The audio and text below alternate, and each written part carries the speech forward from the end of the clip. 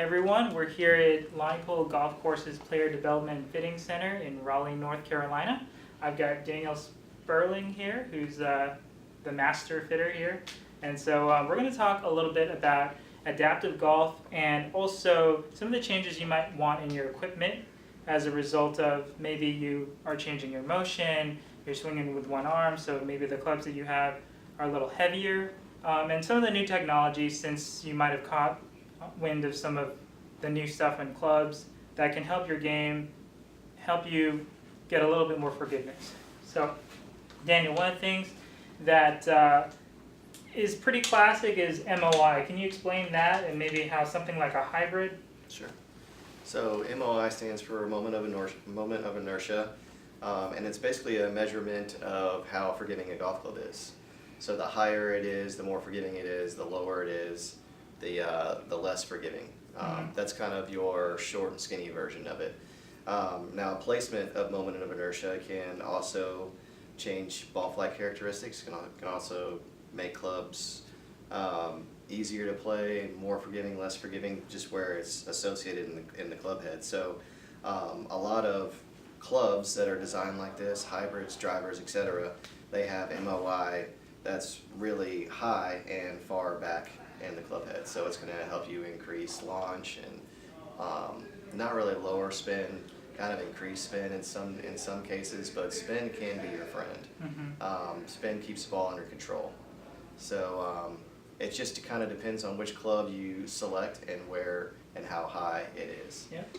And hybrids are typically high and back in this chamber right here. Okay, yeah. This is a good example here. I think when we're talking about our irons and such, you want them to go a certain distance. You don't want them to go way too far, way too short. And the best way to do is hit it in the middle. And when we're talking about forgiveness, it's when you can't quite always hit that middle spot, right? If it's just a little left, a little right of that, that's kind of where forgiveness helps you get that distance every single time. Right, yeah. Here's another example I kind of found in your area here. It's got these face slots for, I'm guessing, increasing something called COR? Yeah, so yes, in a way. So COR is coefficient of restitution. So it's a measurement of energy transfer. It's an engineering term. And to kind of keep things fair and keep golf's difficulty integrity is probably the best way to put it. There's a cap on COR and CT.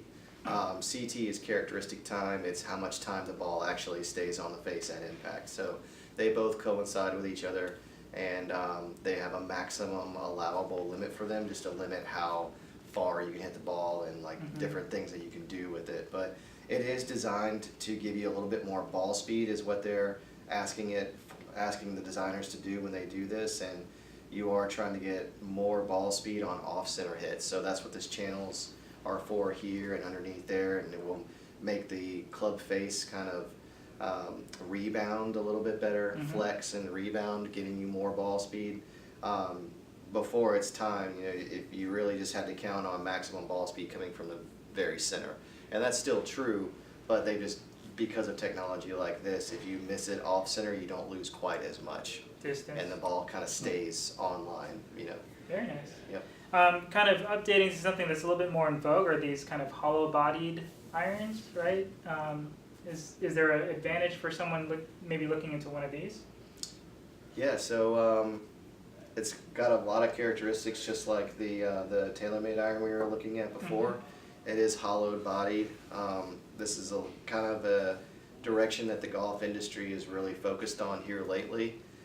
Definitely not the first of its kind by any means, but it kind of is the same concept as the one we talked about previously. It's a thinner face.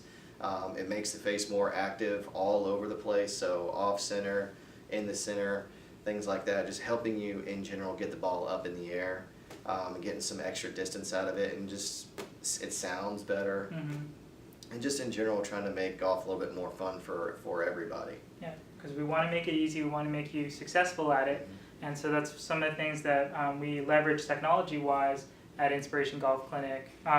The other thing is working down the way. We just talked a lot about head technology, but lighter shafts to be able to bring it back and on plane with one hand, and also bigger grips is another option that people can do, and they can do it here, right? They can, yeah. We have the ability to not only fit players of every level, and even your limited players. We have the ability to fit them for clubs and build clubs for them from scratch, from the component level. So just the head, the shaft, the grip, we can order components all together that match their swing and their abilities, and we can build it in front of them, which is also something that they're really interested in, and just help them do what they need to do through, like you said, lighter shafts, larger grips. All those things are going to facilitate a restricted swing.